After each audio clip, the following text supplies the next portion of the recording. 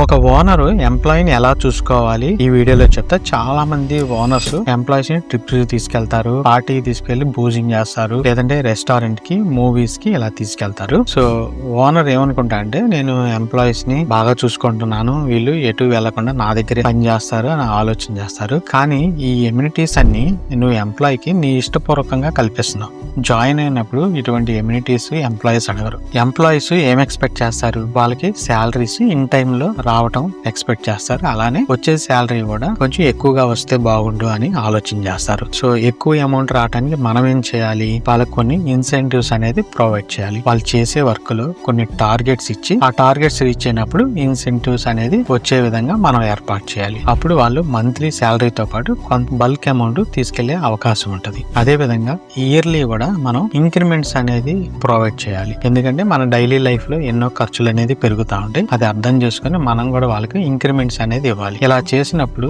Employee వేరే కంపెనీకి switch అవ్వాలని చెప్పి ఆలోచించారు. అదే విధంగా కొన్ని ఎక్కువ సంవత్సరాలు మన దగ్గర పనిచేసే అవకాశం అయితే ఉంటది.